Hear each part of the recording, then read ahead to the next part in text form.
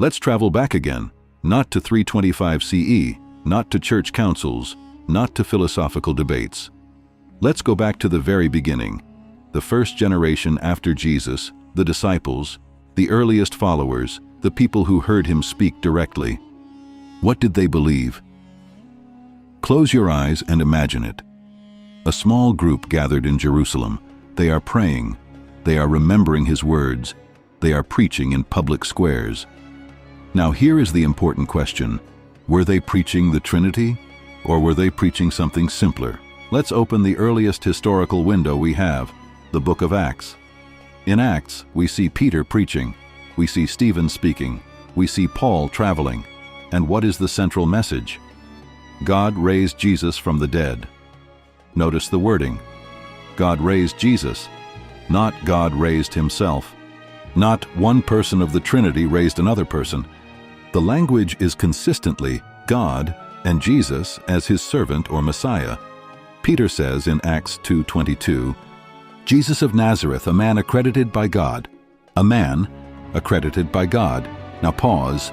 If Peter believed Jesus was co-equal God, would he describe him primarily as a man approved by God?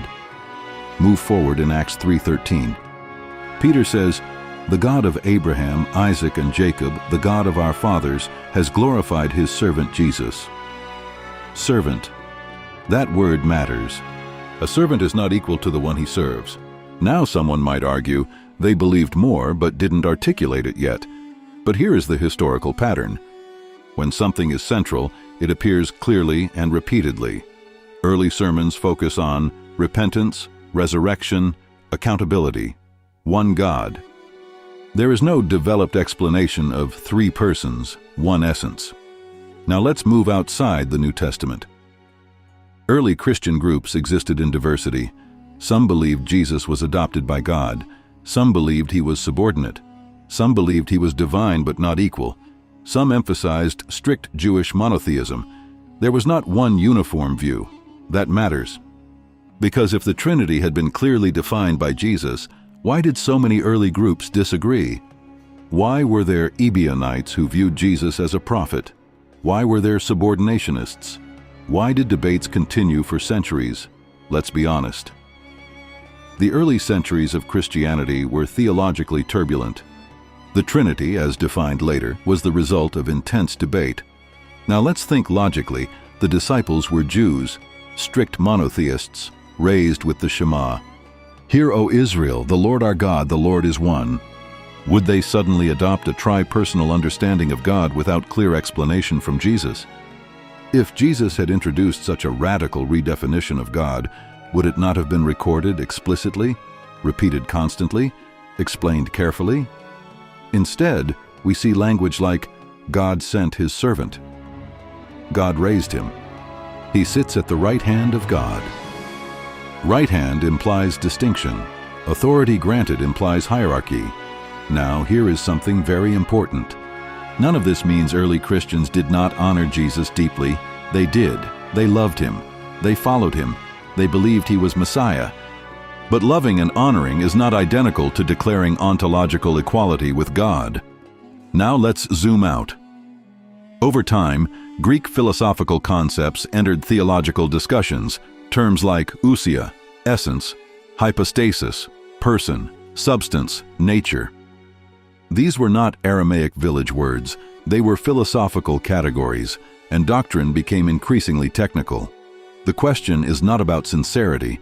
The question is about development. Did the earliest Christians hold a fully developed doctrine of the Trinity, or did their understanding evolve as debates intensified? History strongly suggests development. Now let's compare this with strict monotheism. In Islam, God is one, absolutely, without division, without persons.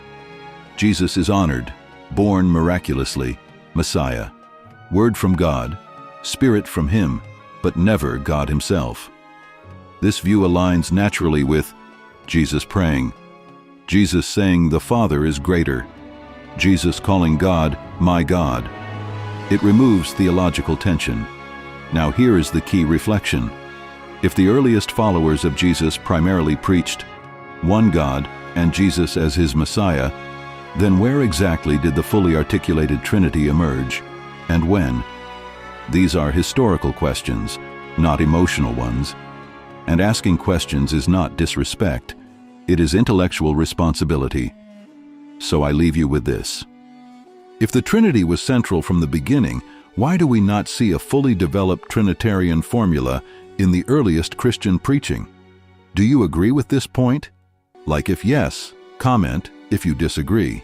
And if you appreciate deep, respectful analysis, subscribe to Theology Unveiled, because truth does not fear history.